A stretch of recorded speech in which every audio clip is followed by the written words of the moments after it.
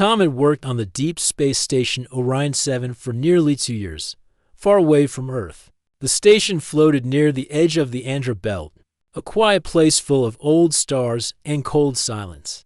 Most people found the station boring, but Tom liked the quiet. He worked as an engineer, fixing systems, checking power lines, and making sure everything ran smoothly. One afternoon, while repairing a broken pipe in the lower sector, Tom noticed something strange. Behind an old metal wall was a panel that didn't match the rest. It looked newer, like someone had placed it there to hide something. Curious, Tom tapped on it. It made a hollow sound. He ran a scan and saw a large empty space behind it. His hands moved fast. He removed bolts and wires until the panel came loose. Behind it, he found a large metal door covered in dust and warning signs. The signs were written in an old alien language that he didn't fully understand, but he saw one symbol he knew well. It meant danger. Tom hesitated. He looked around.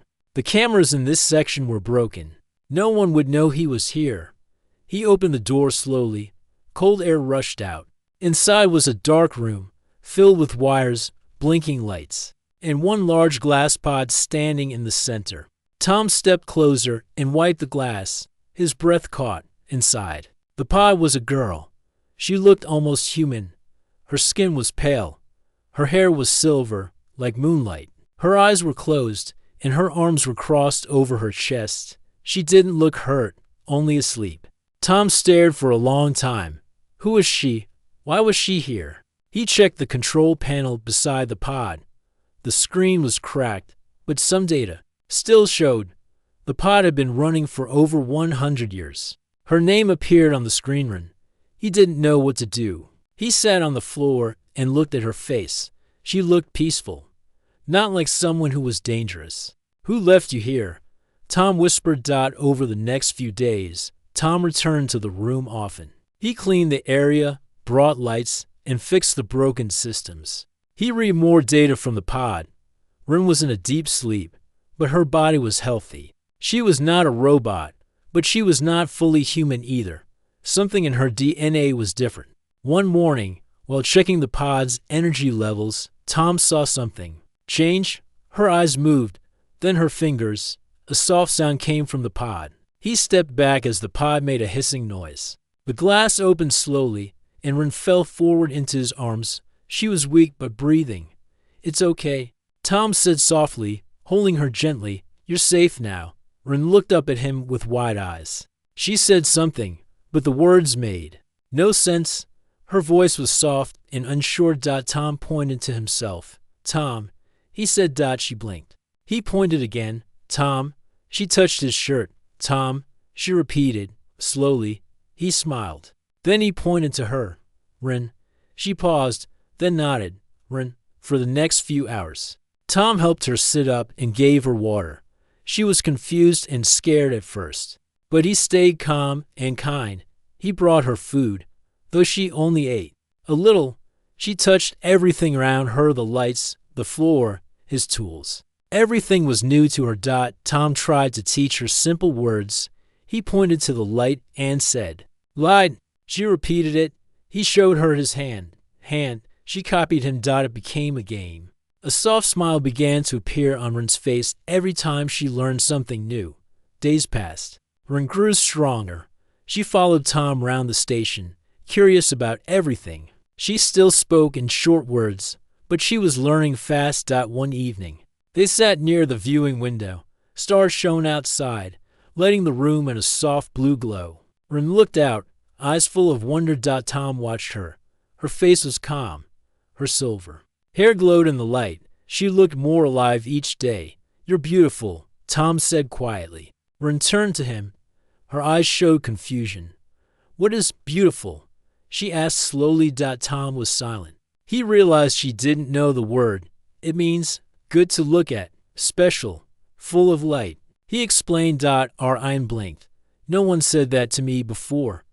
Tom's heart sank a little. She had been locked away for a century, maybe more, hidden like a secret. No one had ever been kind to her.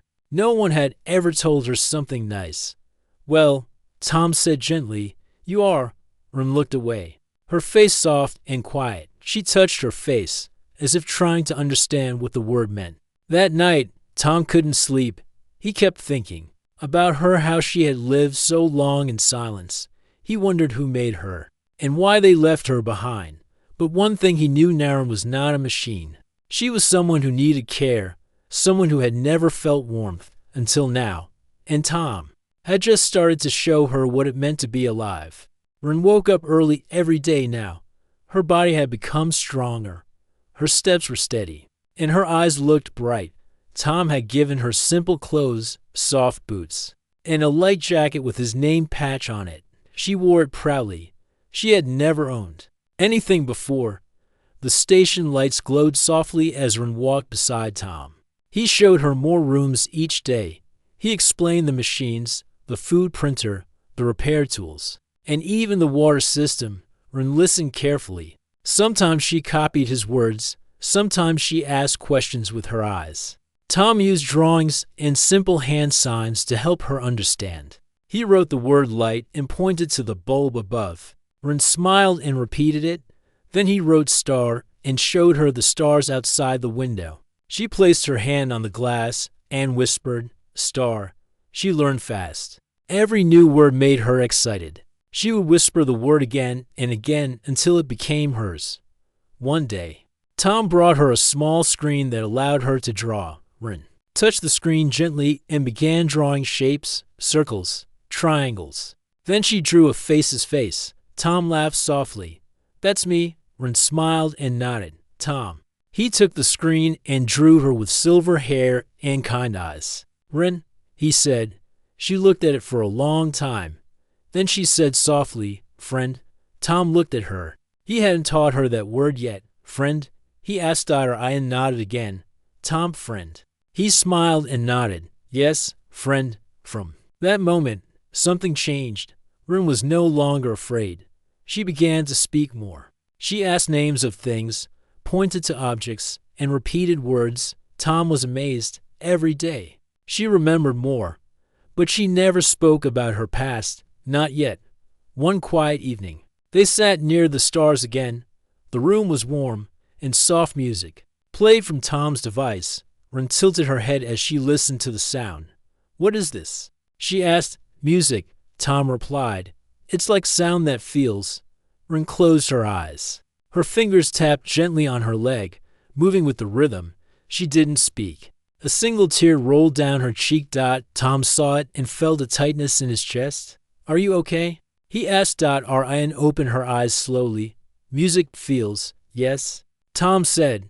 It does. She looked at him. I never heard it before. Tom realized she had lived in silence for so long. No sound, no music, no voice. He couldn't imagine such a life.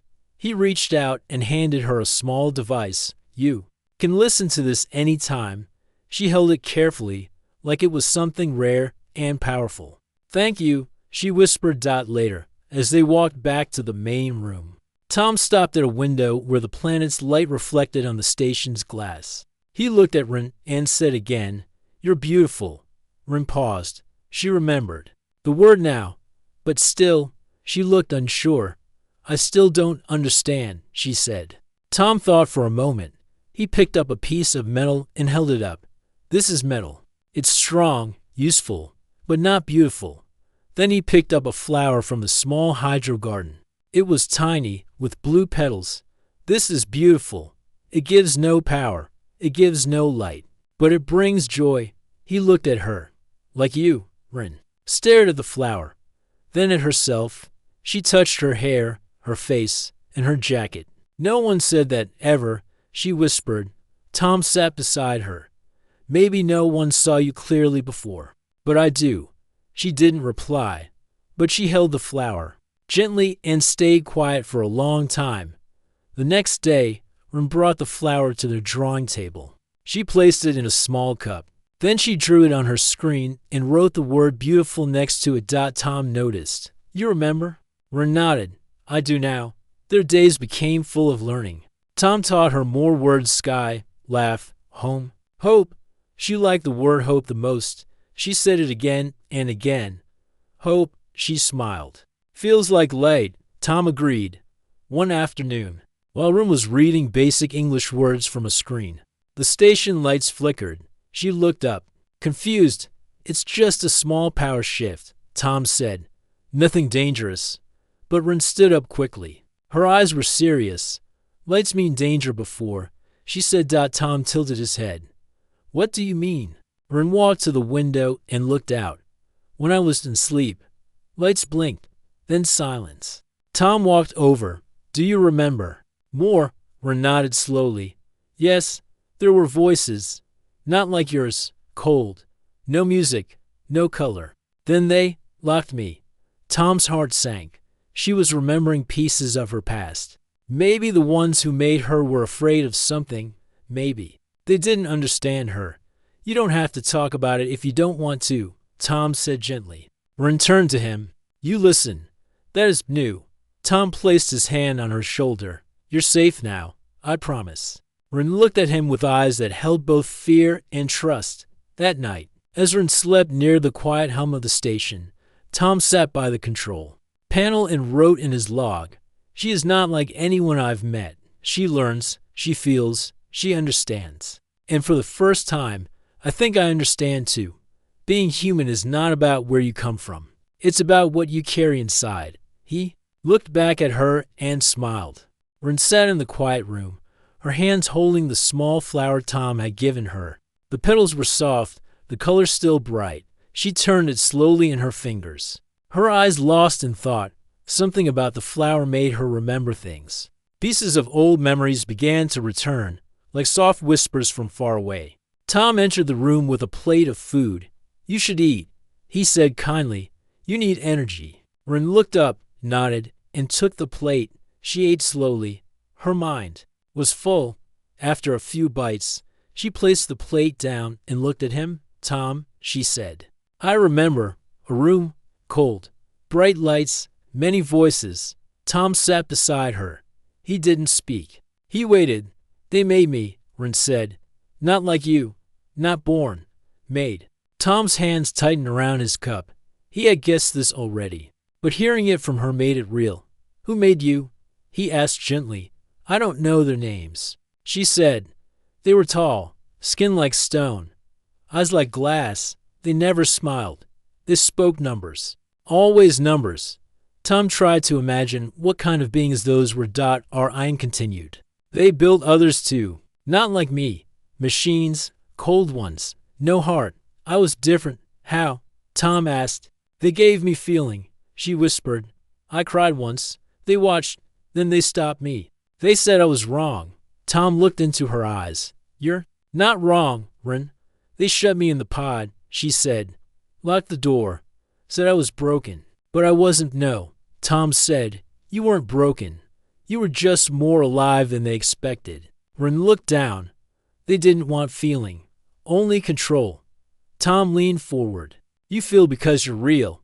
That's not a mistake." Rin nodded slowly. "You gave me words. You gave me music. I didn't know those things were real." Tom placed his hand on hers.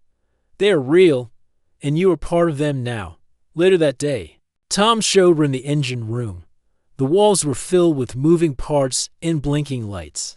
The air was warm from the power cores. "This is the heart of the station," he explained. "Everything connects here." Rin walked through the room, her fingers brushing over the machines. Her eyes were sharp, focused. "These are like me," she said. Tom was curious. "What do you mean?" "They follow commands," she said. "They have no will. I was made with will." Tom smiled. "And that's what makes you special." Rin pointed to a panel. "This is not working." Tom checked it. She was right. A small circuit had failed. He was surprised. "You saw that without scanning?" "I remember," she said. "I was made to learn fast." Over the next few days, Rin helped Tom with small repairs. She learned tools quickly. She could follow complex patterns just by watching once. Her hands moved fast, her eyes sharp. Tom began to see her not just as a guest, but as someone who could help, someone who could work beside him. But Rin was not just a machine. Every night she still asked about words. She listened to music. She drew stars and flowers and faces. One night she drew a picture of herself, alone in the pod, with a single tear. Tom looked at the drawing. You remember that moment? Yes, she said. I thought I was alone forever. But you're not now. Tom said. Ian smiled. Because of you. One morning, Tom received a signal from Earth Command. A coded message blinked on the screen. Unusual life sign detected. Investigating. Prepare for inspection. Do not engage. Tom's heart jumped. They had found out. Maybe from the hidden room.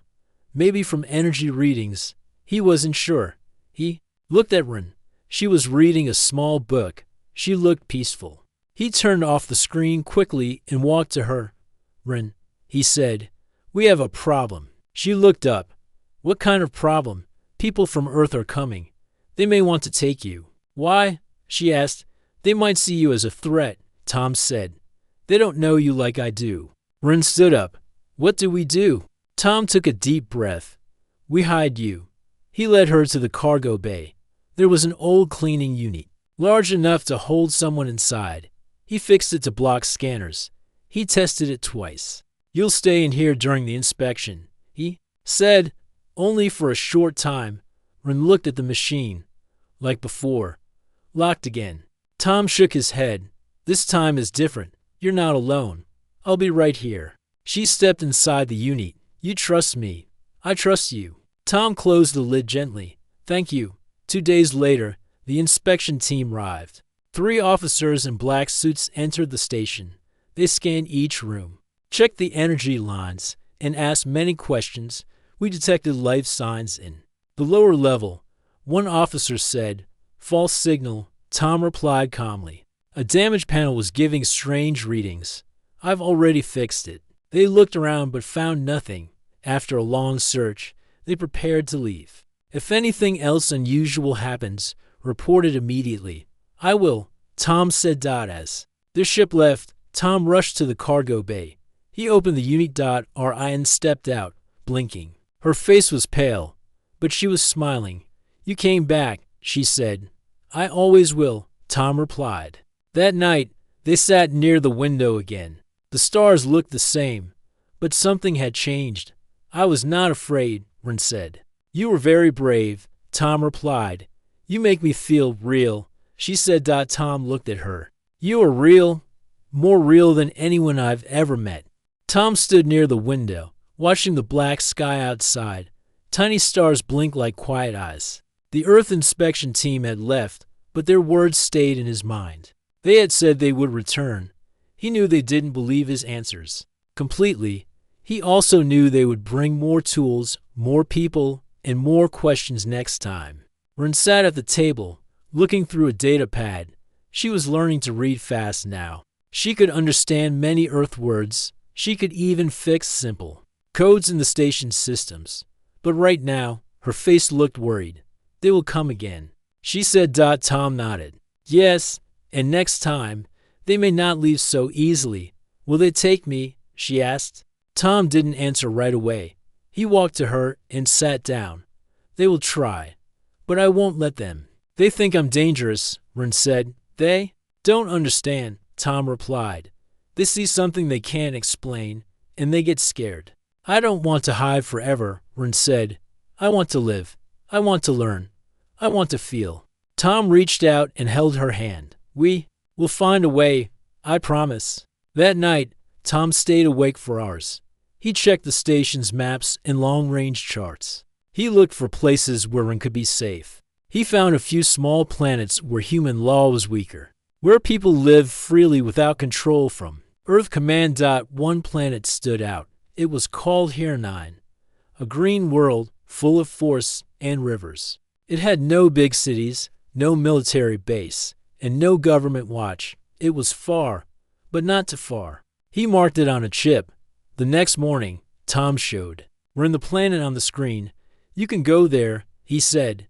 It's a safe place. She looked at the green image. Will you come with me? Tom shook his head slowly. I can't. If I leave the station, they'll chase both of us.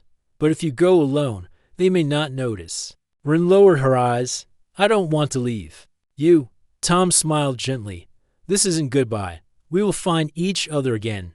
I'll send messages. I'll follow when it's safe. For a moment, they both sat in silence. Then Ren said, "How will I go?" Tom walked to a locked bay and opened the door. Inside was a small shuttle. It hadn't been used in years, but it still worked. He had been fixing it secretly for days, adding new wires and hiding tools under the panels. "You will take this," he said. "It's fast. It is auto-control, and I'll load it with supplies." Ren walked around the shuttle. She touched its surface. It was small, but it looked strong. She turned to Tom. "When? 2 nights from now," he replied, "before Earth sends another team." That day, Tom taught her how to fly the shuttle. He used a screen and simple buttons. Ren learned quickly, her hands moving with care and focus. She asked questions. She memorized paths. She even added a few changes to the shuttle system to avoid detection. At night, they sat near the stars. Again, this time, Ren held a book in one hand and Tom's music device in the other. "You gave me so much," she said. "You gave me more," Tom replied. "You changed me," Ren said. "You made me feel like I belong." Tom looked at her. "You do?" She placed the book down and asked, "Do you think I'm still beautiful?" Tom smiled. "Yes, you are."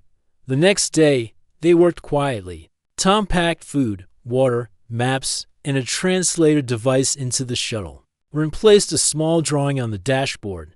It was a picture of Tom, smiling. "This will guide me," she said. When night came, the station was quiet. Tom led Ren to the shuttle bay. The engines were warm. The lights were low. He stood beside the door and looked at her. "I don't want you to go," he said. "I don't want to go," she replied. "But I must. You'll be safe." Tom said. Orion stepped close. "You made me more than what I was.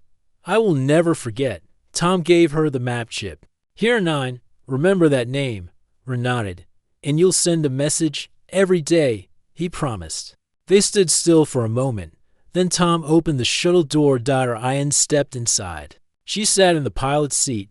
Her fingers moved over the buttons. The lights came on.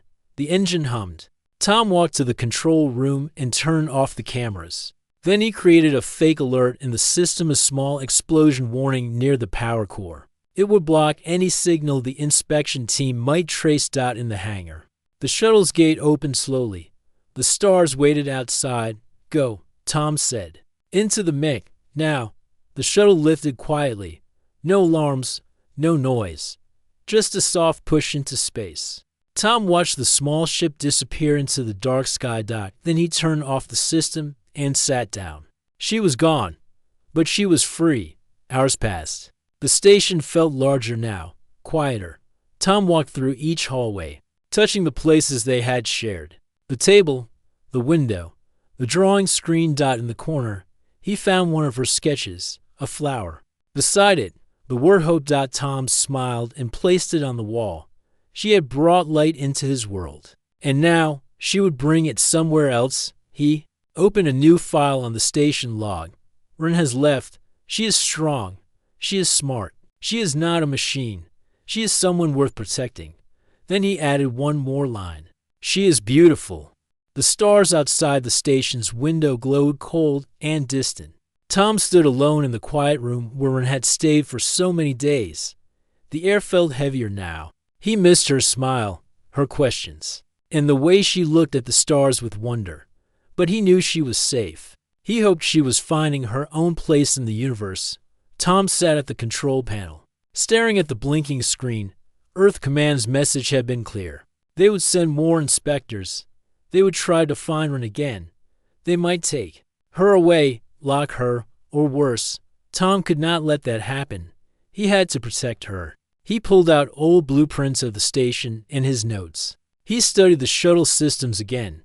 Then, he started working on a new plan. A real escape plan, not just for Ren, but for himself too.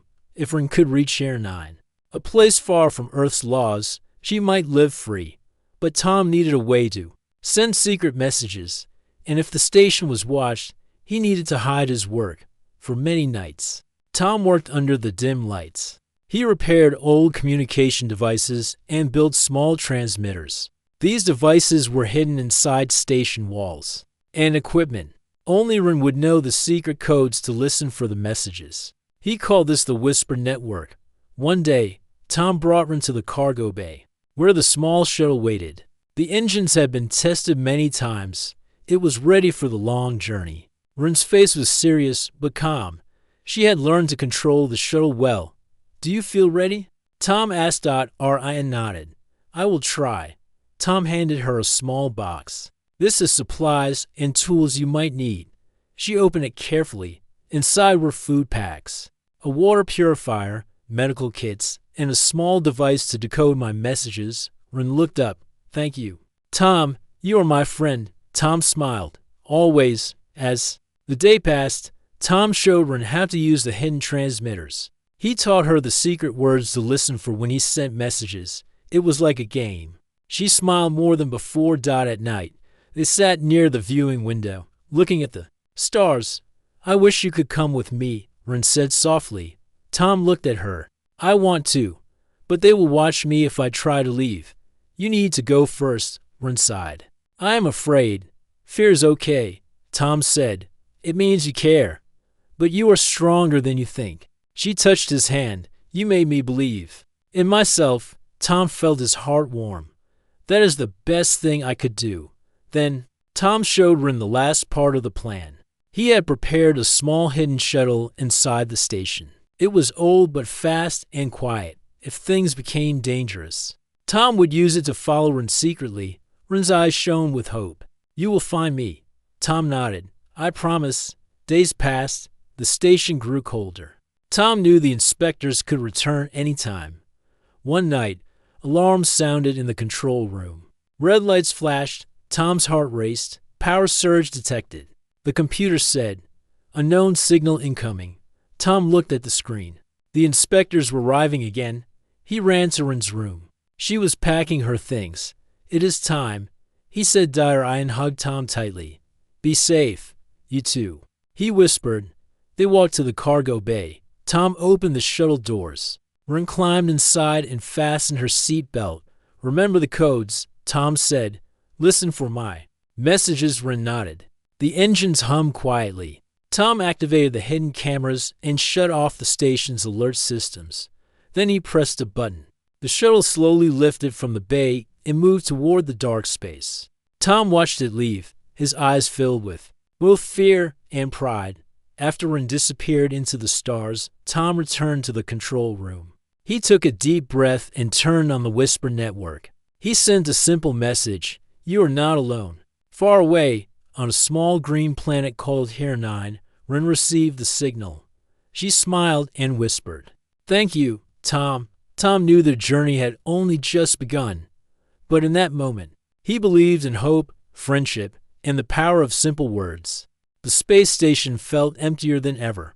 Tom walked slowly through the halls, touching walls and doors that once held laughter and light. Now, silence was the only sound. His heart ached for Ren, who had left to find freedom far away. Days passed. Earth Command's inspectors returned many times. They asked questions, scanned the station, and searched for any sign of Ren. But Tom never told them the truth. He kept his silence, protecting her with every word he did not say. They tried to take his data files. They erased his work. But Tom had hidden many things deep inside the station's systems. He had learned to cover his tracks. The inspectors could not find the secrets. Tom worked quietly, sending hidden signals into deep space. Each message was a code only Ren could read. The Whisper Network grew stronger. His hope was alive. At night, Tom sat by the window, watching the stars blink softly. He drew pictures of Ren on the screen, her face, her silver hair, her curious eyes. He wrote stories of kindness, freedom, and hope. He sent them out, hoping Ren could feel them. Meanwhile, on HFY, Ren stepped off her shuttle onto the soft grass. The planet was alive with green forests, gentle rivers, and wide blue skies. She breathed deeply. The air smelled fresh. The sun was warm on her face. For the first time, Ren felt truly free. She walked through the trees, listening to the sounds of birds and wind. She smiled, feeling life in every step. But she was also alone. The planet was empty of people. No one to talk to, no one to teach or share with. Rin sat by a river and took out the small device Tom had given her. She switched it on. A faint signal appeared. A message came through. "You are not alone." The message said. Rin's heart lifted. She whispered, "Thank you, Tom." Days turned into weeks. Rin explored Hieronine. She learned about the plants, the animals, and the changing weather. She found a small cave to live in and built a simple home. She used the translator to send messages back to Tom. Sometimes she asked questions about the stars or the words Tom had taught her. Other times, she sent drawings of the planet's beauty back. On the station, Tom read each message carefully. He answered as best as he could. Though far apart, their connection grew stronger. One night, Rin looked up at the stars and spoke softly. "I am not broken." Tom smiled at his screen. "You never were." But Earth Command was not done. A new order came to the station. They planned to shut down the station soon. They wanted to bring everyone back to Earth. No more secrets. No more freedom. Tom knew. He had to act. The station was no longer safe for anyone. He worked day and night, preparing the station for a shutdown. But he also prepared a last message for Rin, one that would guide her if she ever needed help. He sent the message through the Whisper network. It was a map to a secret place. A place where Rin could find other beings like her, others who had escaped control and found freedom. Ryan received the message and smiled.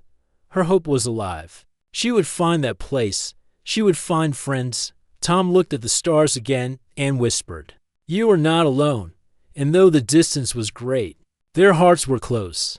Rin stood on the edge of a forest, the cool breeze brushing her silver hair. The small planet, Hieronine, stretched behind her, full of green trees, rivers that sang soft songs, and skies that never seemed to end. The message Tom had sent guided her deeper into the wild, toward a secret place hidden from the eyes of Earth Command. Her heart beat fast with hope and fear. She was alone, but she carried something stronger inside, a feeling that had grown from kindness, music, and words shared long ago. Ryan pulled out her small translator device. The screen flickered with a new message. It was from Tom. "I found a way, a place where you are safe, a place where you belong." Her fingers trembled as she typed back, "Where? I want to come." The reply came quickly, "Not yet, but soon." "Can I ask you one thing?" Rin smiled softly. "Yes. Do you still think I'm beautiful?" The question made Rin stop. She looked up at the stars. She remembered the first time Tom had said the word. She remembered the soft light in his eyes and the hope it gave her. She typed slowly, "Yes, always, far away." Tom read her words. A tear rolled down his cheek. The station was dark and quiet, but his heart shone bright. Their voices had never spoken together, but through these simple words, they understood each other deeply. They shared a bond stronger than distance, stronger than silence. Days passed. Rin followed the secret map Tom had sent. It led her to a hidden valley, where other beings waited, others who had escaped control and found freedom. They were different, but like Rin, they had learned to feel, to hope, and to live. Rin smiled as she joined them. For the first time, she was not alone. Back on the station, Tom prepared for what would come. Earth Command was closing in, but Tom had no fear. He had done what he could to protect Rin and their shared hope. One night, as the station's systems began to shut down, Tom looked at the stars one last time. He whispered, "You are beautiful. You are free." The stars outside seemed to shine brighter, as if answering him. Far away, Rin looked up at the sky and whispered the same words. Their story was not just about escape or survival. It was about kindness, about the power of simple words, and about what it truly means to be alive. And in that truth, humanity showed its greatest strength.